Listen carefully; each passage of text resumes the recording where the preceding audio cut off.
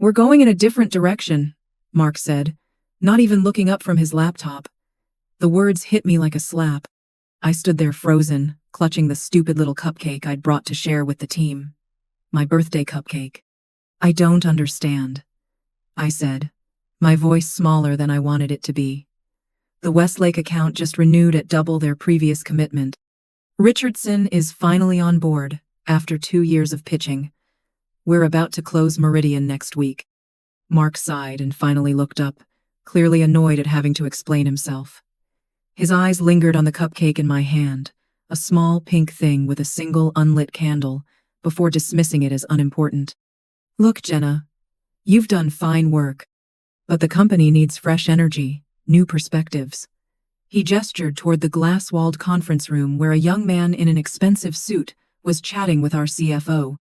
"My nephew Dylan just finished his MBA, top of his class at Wharton. He's got some innovative ideas for our client acquisition strategy." The nephew. Of course it was his nephew. My throat tightened as I watched Dylan laugh at something, all confidence and connections, and absolutely zero experience. 2 years ago, Mark had introduced him as an intern. The kid who couldn't figure out how to use the copy machine was now taking my clients, my accounts, my life. "You want me to hand over everything to him? Today?" I asked, still not quite believing this was happening. "HR has prepared your separation package. Very generous, considering." Mark's tone suggested he was doing me a favor. "We'll need your laptop, phone, and key card before you leave. Dylan will reach out to your clients this afternoon to introduce himself." 7 years. 7 years I'd given to this company. Nights, weekends, missed family gatherings. The Christmas I spent in a hotel room in Cincinnati, because the Thompson deal couldn't wait until after the holidays. The relationship that fell apart because I was never home. All for this moment, standing in my boss's office on my 34th birthday, being replaced by his nephew. I didn't cry. Somehow, that felt important, not letting him see me cry. "Of course," I said, placing the cupcake carefully on the edge of his desk. "I'll clean out my office." As I turned to leave, Mark called after me. "Oh, and Jenna, let's make this transition smooth, all right? Professional. I'd hate for this to affect your references." The threat was clear. Play nice, or he'd make sure I never worked in this industry again. I nodded, numb, and walked out. 2 hours later, I sat in my car in the parking garage, surrounded by cardboard boxes containing 7 years of my life. Photos, awards, the jade plant I'd kept alive since my first day. But not my client files, not my contacts, not the deals I'd built from nothing. Those belonged to the company. To Mark, to Dylan now. The security guard had watched me the entire time I packed. "Company policy," he'd said apologetically, like I was a thief. I pressed my forehead against the steering wheel, and finally let myself feel it all. Rage, humiliation, betrayal, the absolute unfairness of it. I had generated $4.7 million in revenue last year alone, the highest in the company's history, and this was my reward. When Mark hired me 7 years ago, I was desperate. Fresh out of a divorce that left me with nothing but debt, sleeping on my sister's couch, applying for any job I could find. The position at Stratacore Solutions paid less than I needed, but it was something, a foot in the door. I still remember Mark's words in that first interview. "We're like family here." What a joke that seems like now. Back then, I believed it. I believed in the company, in the work, in myself. I stayed late learning everything I could. I volunteered for the accounts nobody wanted. The small businesses, the difficult clients, the long shots. I built relationships hour by hour, call by call. There was no magic to it, just hard work and genuine care. I remembered their kids' names, their hobbies, their concerns. I followed up. I called when I said I would. I told them the truth, even when it wasn't what they wanted to hear. Especially then. 2 years in, I landed the Westlake account, my first big win. They were a mid-sized manufacturing company looking to overhaul their entire supply chain management system. Their CEO, Barbara, had been burned by consultants before. "Why should I trust you?" she asked me bluntly during our third meeting. "You shouldn't," I said. "Not yet. Trust comes with delivery." She smiled at that. It was the beginning of a partnership that would eventually be worth millions to Stratacore, to Mark. After Westlake came Richardson, then Meridian, then a dozen others. My client list grew, and so did the revenue I generated. My salary increased too, but never in proportion to what I brought in. When I asked for a raise last year, showing Mark the numbers, the growth, the client retention rates, he looked pained. "Times are tight, Jenna. We're all making sacrifices." 2 weeks later, he drove up in a new Tesla. I should have seen it then. Maybe I did, but I ignored it. I had put too much of myself into this job to acknowledge what was happening. My clients needed me. The projects needed me. I told myself that was enough. The Christmas party last year. That's when I first noticed Dylan hanging around the executive meetings. Mark introducing him to our biggest clients at the holiday gala. The way Mark would casually drop into conversation. Dylan had an interesting perspective on this. I felt a twist of unease but pushed it away. I was bringing in record numbers. My client satisfaction scores were perfect. My position was secure. Wasn't it? Then came the little things. Meetings I wasn't invited to. Decisions made without my input. Email chains where my name was mysteriously absent. Mark asking for just a quick overview of my client strategies for the quarterly report. Always with that same pleasant, empty smile. In February, Barbara from Westlake called me, confused. "Is there someone new working on our account?" Mark introduced me to his nephew yesterday. "Just supporting staff," I lied, my stomach sinking. "Nothing to worry about. I'm still your point person." But I was worried. Very worried. I started keeping better records after that. Every email, every contract, every conversation. I backed up client communications. I documented my processes, my strategies, my relationships. Not for Stratacore, but for myself. A quiet insurance policy I hoped I'd never need. I also started reaching out to my clients differently. More personal connections. Coffee meetings without the company logo hovering in the background. Texts instead of emails on the company system. Building relationships that existed outside the confines of Stratacore Solutions. Was that wrong? Maybe. Probably. But somewhere deep down, I knew what was coming. The Richardson deal was the tipping point. A year of work. Countless meetings, proposals, revisions. Nights spent rehearsing presentations in hotel room mirrors. All to land a contract that would transform both their business and ours. The day they finally signed, Mark took the entire executive team out to celebrate. I wasn't invited. I found out about it from Sarah in accounting, who asked me how the champagne toast had been. "What champagne toast?" I asked. Her face told me everything I needed to know. That night, alone in my apartment, I pulled out my laptop and started making plans. Not for revenge. Not yet. Just for survival. I updated my resume. I looked at my savings and calculated how long I could last without a paycheck. I made a list of every client contact I had, every relationship I'd built. And I started making calls. Not job hunting, that would come later. These were different calls. "Barbara? It's Jenna. I wanted to catch up. Not about work, just, how are things with your daughter's college applications?" "Mike from Richardson? Hey, it's Jenna. I know it's after hours, but I remembered you mentioned that fishing trip. How was it?" One by one, I reached out to every major client I'd worked with. Personal calls, human connections, reminding them, subtly, that they worked with me, not just with Stratacore. That I was the one who understood their needs, who had earned their trust. Was I preparing for the worst? Yes. Was I being paranoid? I didn't think so. But even then, I never imagined it would happen on my birthday. HR gave me a cardboard box for my things and a manila envelope with my separation agreement. They explained the terms while I half listened, still in shock. 6 weeks severance. Healthcare through the end of the month. A non-disparagement clause. And the kicker. A non-compete. So restrictive it basically barred me from working in my field for a year within a 100-mile radius. If you could sign this today, we'll process your final paycheck immediately, the HR director said, sliding a pen toward me. I stared at the pen, at the papers, at the box where I was supposed to put 7 years of my life. I'll need to review these documents with my attorney, I said, finding my voice at last. I'm sure you understand. Her smile tightened. Of course.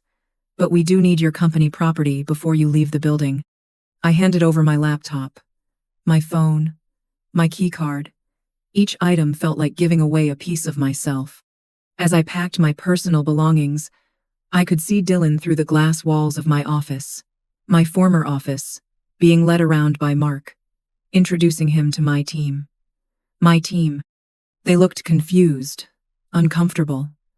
A few glanced my way, but quickly averted their eyes when they saw me watching.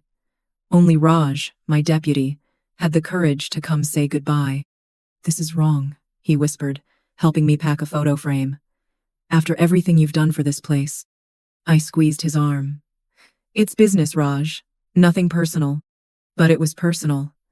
It was deeply, painfully personal. By the time I got to my car, my hands were shaking so badly I could barely get the key in the ignition. 7 years of my life. Gone in an afternoon.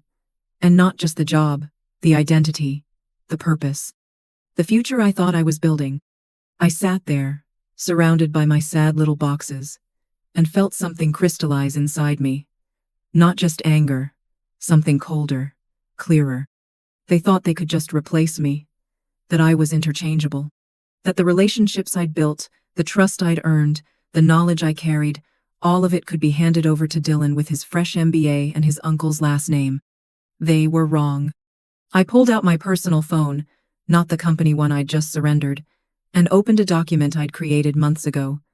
A document titled Plan B. I'd never actually intended to use it. It was just insurance. A way to feel less powerless in a company where I was increasingly aware of my precarious position. But now, running my finger down the list of names and numbers, I felt a strange calm settle over me.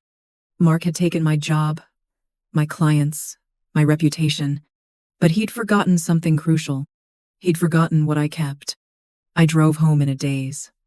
The boxes from my office sat untouched in my trunk for 3 days. I couldn't bear to look at them. Instead, I pulled the blinds closed and disappeared into my apartment. I ignored calls from my sister, from friends wondering why I wasn't at work. I ordered takeout that I barely touched and stared at walls until my eyes burned. It wasn't just a job. It was 7 years of my life, my identity, the thing I was good at. On the 4th day, I woke up and realized I had to make a choice. I could stay in that dark apartment and let Mark win, or I could do something about it. I showered for the first time in days, put on real clothes, made coffee, and then I opened my laptop and really looked at Plan B. The document contained contact information for every major client I'd worked with, not their company email addresses or office numbers, but their personal cell phones, private emails, even home addresses for some. It listed birthdays, spouse names, children's ages, personal interests, and vulnerabilities. Not the kind of vulnerabilities you exploit, but the kind you protect. The kinds of things you know about people you actually care about. Next to each name were notes about their contract terms with Stratacore, renewal dates, pain points, services they needed but weren't getting, promises Mark had made but never fulfilled. This wasn't just a contact list. It was a map of relationships, real, human connections I'd built over 7 years while Mark was playing golf and buying Teslas. I took a deep breath and made my first call. Barbara? It's Jenna. Do you have a minute? Barbara's voice immediately warmed. Jenna, I was just thinking about you. Dylan reached out yesterday, said you'd left the company? What happened? I chose my words carefully. The non-disparagement clause meant I couldn't badmouth Stratacore or Mark, but I didn't need to. Mark decided to go in a different direction, I said simply. I wanted to call personally to thank you for the opportunity to work together these past years. It's meant a lot to me." "Well, this is unexpected," Barbara said. I could hear the concern in her voice. "You've been our rock through this entire system transition. Is there anything I should know?" Again, I was careful. "I'm confident Stratacore will continue providing services under your current contract. Dylan is very enthusiastic." The pause after enthusiastic said everything I couldn't. Barbara, sharp as ever, caught it immediately. Enthusiasm doesn't replace experience or trust. She paused. "What are your plans now?" "I'm considering my options," I said, which wasn't a lie. "Let's get coffee next week," she suggested. Not as client and vendor, just as people who've worked closely for years. One by one, I made similar calls to my top clients. Not to poach them, that would violate my non-compete. Just to say goodbye, to express gratitude, to close loops. But a strange thing happened. Without me mentioning it, almost every conversation ended the same way. "Let's stay in touch. Keep me posted on your next move. I'd love to grab lunch soon." They cared about me, not just as a service provider, but as a person. I'd built that, me, not Stratacore, not Mark. Maybe that was worth something. 2 weeks passed. I met with an employment attorney who reviewed my separation agreement. "This non-compete is aggressive," she said, frowning at the document. "But not necessarily enforceable, especially given the circumstances of your termination." "Did they give you any warning? Performance improvement plan? Documentation of issues?" "Nothing," I said. "I was their top performer." She made some notes. "And this was the same day they brought in the owner's nephew?" I nodded. "Interesting timing," she said with a small smile. "Here's what I suggest." We drafted a counter-proposal. I would sign an amended agreement that limited the non-compete to direct competitors only, not the entire consulting industry, and reduced the geographic restriction to 25 miles, not 100. In exchange, I wouldn't challenge the termination or pursue any claims against Stratacore. Mark rejected it immediately. His response came through Stratacore's attorney. "Sign the original agreement or forfeit the severance package." Fine. I'd survived without their money before. I could do it again. I declined the severance and returned the unsigned agreement. That evening, I got a text from Raj. "Dylan bombed the Meridian pitch today. Completely tanked it. They're walking." I felt a pang of satisfaction, quickly followed by guilt. The Meridian deal would have meant bonuses for the whole team, including Raj.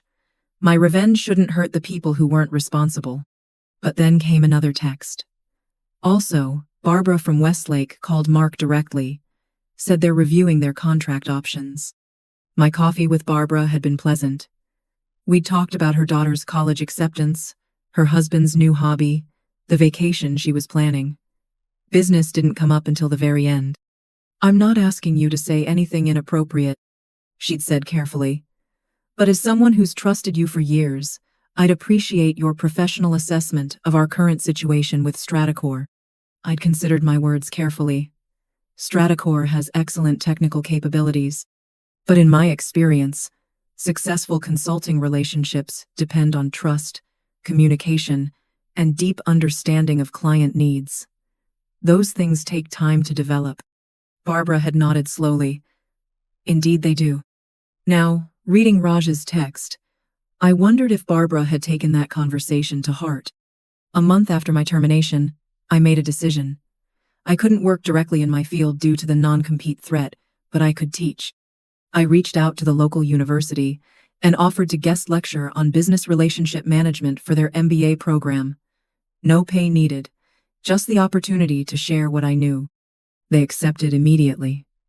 And that's how, 6 weeks after losing everything, I found myself standing in front of a classroom of graduate students, talking about the work I loved. Consulting isn't about having all the answers, I told them. It's about asking the right questions. It's about listening, really listening, to what people need, even when they don't know how to express it. After class, several students approached with questions. One handed me her card.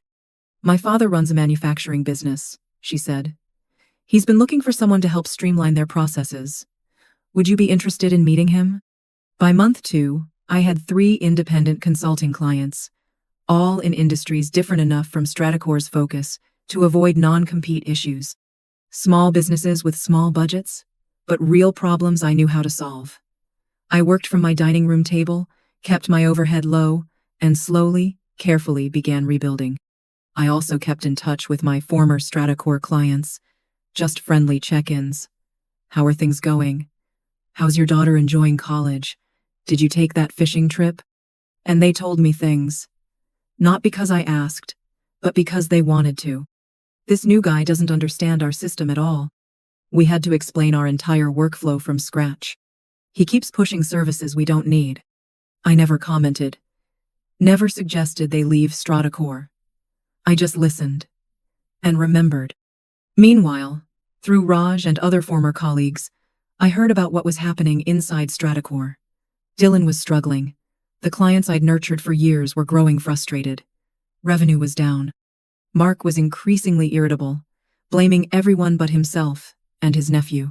3 months after my firing, I received an unexpected email from Barbara, starting a new consulting search, wondering if you're available to discuss, not related to current provider.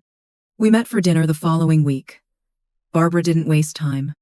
We're not renewing with Stratacor, she said bluntly. The service quality has dropped significantly. Your replacement seems more interested in upselling us than understanding our needs. I nodded but said nothing. Our contract allows us to give 30 days notice, she continued. I'm preparing to do that next week. Before I do, I wanted to ask. What exactly are you doing now, Jenna? I explained my situation. The non-compete. The independent consulting for smaller businesses. The teaching. Barbara listened carefully, then said, What if I told you Westlake is establishing a new subsidiary, one that would need an entire consulting team for a complete digital transformation? I frowned, not understanding. We're creating a separate entity for our East Coast expansion, she explained. New company, new EIN, new everything. It would need a head of operations who understands both technology implementation and relationship management. She smiled slightly. The subsidiary would be headquartered 26 miles from Stratacor's offices. I checked. Just outside my non-compete's geographical restriction. Are you offering me a job? I asked, stunned. Better, Barbara replied. I'm offering you a division, with a budget to build your own team. It took a moment for the implications to sink in. I could hire people. I could create something new. And I could do it with Westlake's resources behind me. Why? I finally asked. Why would you do this? Barbara set down her fork. Because in business, as in life, how you treat people matters. Mark didn't just fire you, Jenna. He showed me exactly who he is and how he operates. That's not someone I want managing my company's future. 2 weeks later, I accepted Barbara's offer. 1 month after that, I moved into a small but beautiful office, 26.2 miles from Stratacor's headquarters. The first person I hired was Raj. And then I waited. The revenge I'd initially fantasized about, the scorched earth, burn it all down kind, wasn't what happened in the end. Reality is more subtle, more complete. 6 months after my birthday firing, I sat in my new office reviewing applications for our growing team. My phone buzzed with a text from Raj. Richardson just gave notice to Stratacor. A week later, Meridian officially terminated their contract today. Then, Mark is calling emergency revenue meetings every morning now. I didn't poach a single client. I didn't have to. They were leaving on their own, one by one, as Dylan proved incapable of maintaining the relationships I'd built. Some came to us at the new Westlake subsidiary. Others went to different firms entirely. It didn't matter to me where they went. What mattered was that they were choosing what was right for their businesses. 9 months after my firing, I received a LinkedIn request from Mark. I accepted out of curiosity. Minutes later, a message arrived. Jenna, would love to grab coffee and catch up. No agenda, just 2 professionals reconnecting. I knew exactly what this was. Stratacor was in trouble. Mark was desperate. And now he wanted me to bail him out somehow. I agreed to meet. Not for revenge, but for closure. We met at a coffee shop halfway between our offices. Mark looked terrible. Thinner, grayer, the confident smirk replaced by weary tension around his eyes. "You look well," he said after awkward greetings. "I hear you're doing some interesting work with Westlake's new division." I nodded but offered nothing more. After painful small talk, he finally got to the point. "Look, Jenna, I may have been hasty in my decision last year. We've had some client retention issues since you left. Dylan is talented, but he's still learning the ropes." I sipped my coffee, waiting. "I'm wondering if you might consider coming back," he said, leaning forward. "As a VP. Significant salary increase, of course. Corner office, full benefits. We could really use your client relationship skills." And there it was. The moment I'd imagined for months. Mark needing me. Admitting, in his way, that he'd made a mistake. In my darkest days after the firing, I'd fantasized about this moment, telling him exactly where he could shove his offer, watching him squirm, making him beg. But sitting across from him now, I felt none of the satisfaction I'd anticipated. Just a calm certainty about who I was and what I'd built. "Thank you for the offer, Mark," I said quietly. "But I'm happy where I am." His face fell. "We can negotiate the terms. Whatever Westlake is paying, we can." I held up my hand. "It's not about money. It never was." "Then, what? What do you want?" There was genuine confusion in his voice. I studied him for a moment. He truly didn't understand. "I wanted to be valued." I said simply, "I wanted the work I did to matter. The relationships I built to be respected." "Your work did matter," he insisted. "That's why I'm here. That's why we need you back." I shook my head slowly. "You only see the value now that it's gone. That's not the same thing." I gathered my things and stood up. No dramatic exit. No final cutting remark. Just the quiet dignity of someone who no longer needed his approval or his company. "I wish you and Stratacor the best, Mark. I really do." As I walked out, I felt his eyes on my back. 7 years ago, I'd sat in his office, desperate for a job, for a chance. Now I was walking away, completely on my own terms. That was the revenge. Not destroying him or his company, not taking his clients, or exposing his nepotism. Just building something better, something he couldn't touch or take credit for. Something that proved, definitively, that my success had never been about Stratacor. It had always been about me. 3 months later, I heard from Raj that Stratacor was being acquired by a larger firm. Mark was being replaced as CEO. Dylan was transitioning to a special projects role, corporate, speak for being sidelined. I felt no joy at the news, no vindication, just a quiet acknowledgement that consequences eventually find everyone. On my 35th birthday, exactly 1 year after the firing, I brought cupcakes to my team. As we celebrated in our bright office, my team, my vision, I realized something profound. The best revenge isn't making others suffer for what they did to you. It's living so well that what they did doesn't matter anymore.